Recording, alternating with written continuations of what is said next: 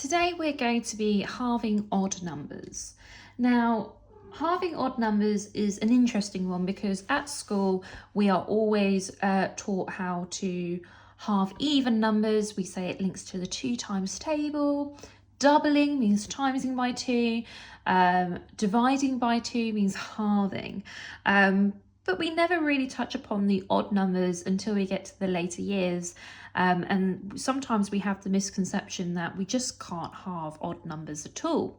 It's just because we focus on those even numbers, we have instant gratification for doing that. So we're going to have a look at halving odd numbers.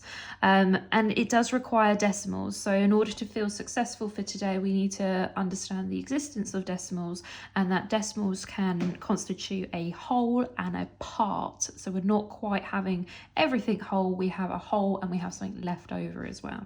So let's take the number 13. The number 13, it can be halved. Now, anything that's an odd number, your clue is you're going to always end up with a 0.5, which is the same as saying 5/10. Okay, so if your whole was split up into 10 sections, 5 of them would be used up. Now, my trick for this is that children always enjoy an even number. It makes the most sense to them.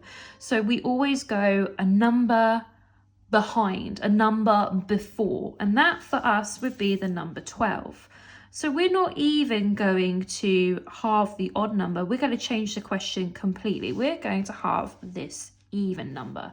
Now we know that halving is dividing by 2, and essentially we're asking how many 2s go into 12. And the answer of that is going to be 6. Now remember when I said we're always going to have a 0.5 on the end? That's all we need to do. So if we were halving 13, we know the closest whole is going to be 6 in our answer, and then we stick on that 0.5 right at the very end, okay? So we know that we halve the closest even number and we stick on that 0.5, and that's what makes it halving an odd number. Now you can do this for absolutely any number that you've got, not just the number 13. So children might really struggle with numbers which end up a little bit higher. So say for example we do 43. We're going to pretend it's not even 43. We're going to go one number behind, one number before it, and that would be 42. It's our closest even.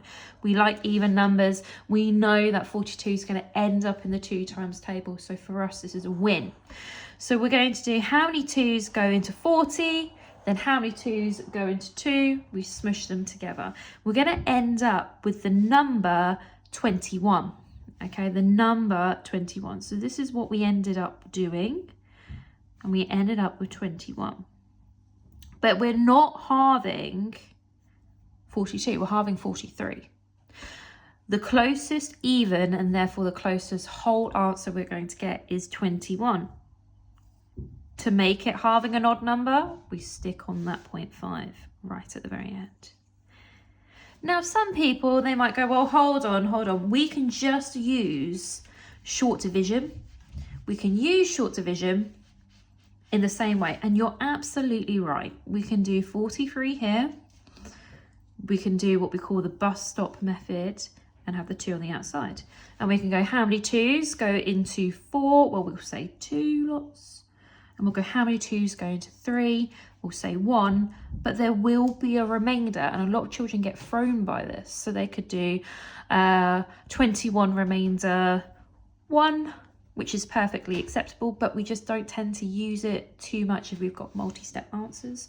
So we'll have a remainder of 1. How many 2s go into 3? Well, 1, but there will be a remainder. So every time you have a remainder and we have this blank space, the passenger that we can always use in a bus stop method is a placeholder 0. But if we do a placeholder 0, we always have to put a decimal point to show that we've physically added a passenger onto this bus okay, inside the bus shelter. So we've done the physical act of inviting them on. Then you can say how many 2's go into 10, and that is the same as saying 5. We get to the same answer, 21.5, whether you take it away and do 42, halve that, stick on the 0.5, or if you do your bus stop method. Both ways are perfectly acceptable, and that is a surefire 2 strategies of halving odd numbers.